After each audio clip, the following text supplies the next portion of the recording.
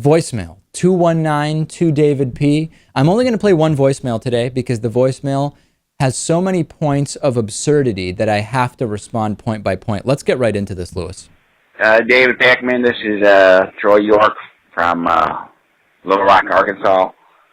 I have two questions for you. First of all, you talk about how the Sikh religion, how they're often mistaken for Muslims in this country, and that they're attacked. And I just was just wondering in the Sikh religion if there's some inability for them to adapt and dress like Americans. I mean, I don't understand why these people from India come over here and they don't assimilate like earlier immigrants. And perhaps if they didn't dress like Muslims, they wouldn't friggin' be attacked.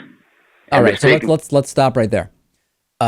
They're not dressed like Muslims. That's exactly the point. It's only ignorant people who don't realize that they are not dressed like Muslims who think they are Muslims. So this voicemail, in trying to point out a simple solution by saying, hey, if you stop dressing like a Muslim, you won't be mistaken for a Muslim anymore. That's the point, Lewis. They're not dressing like Muslims. And why should they have to assimilate? I mean, first of all, they're wearing religious garments, which, I don't see why they should have to wear a Red Sox hat and a Yankees jersey. They're wearing actual religious garments. It's part of their religion. Let's continue with the voicemail. Muslims.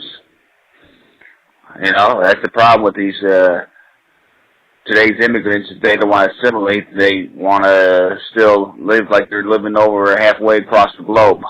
And another comment, I don't understand how the hell you can equate and compare Christian terrorism to abortion bombing. One lone bomber who might bomb an abortion clinic, and the very rare so-called Christian terrorism, how you can equate that to Islamic terrorism, suicide bombers that kill like 80 people in the church in Pakistan. And I was wondering why you didn't say nothing about that. And yeah, let's stop right there.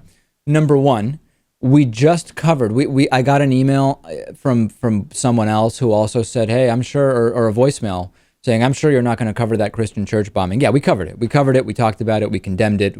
So that's completely bogus.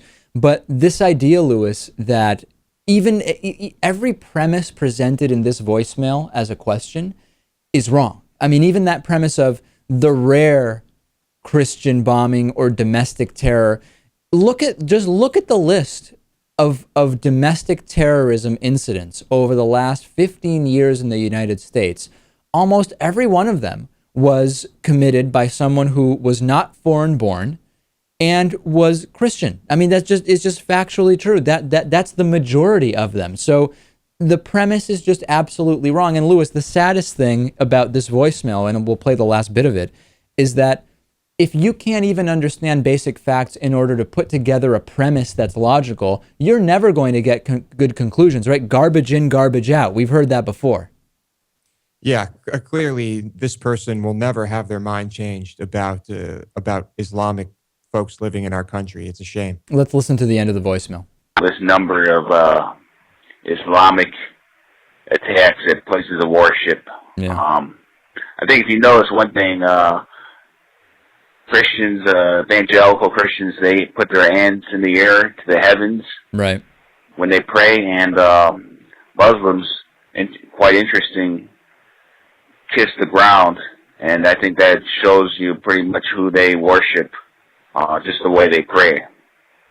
All right, David Pakman, this is Christian Troy York fighting the battle against liberals and Islamic devil worshippers. Thank you. So listen, Troy, I have to tell you, if you're going to keep fighting this battle, you've got to be armed with facts rather than hyperbole and talking points that would be found on Fox News or on the bottom of someone's shoe. I mean, it's a very, very sad situation. This voicemail, I think, is a fascinating sociological and cultural snippet, Lewis, from what we're dealing with when we're fighting for some semblance and some injection of logic and reason in this country. We're up against that. We're up against a voicemail that contains 2 or 3 questions/conclusions, all based simply on false premises. It's tough. It's tough. We can only hope that some nice Islamic person befriends this man and changes his mind so that he realizes not every Muslim in the world is trying to kill him. Yeah, that would be a good realization to come to as just a first step. Join us on the bonus show, quickly becoming known as the Members Show. davidpakman.com/membership. We will be back on Monday with a brand new show.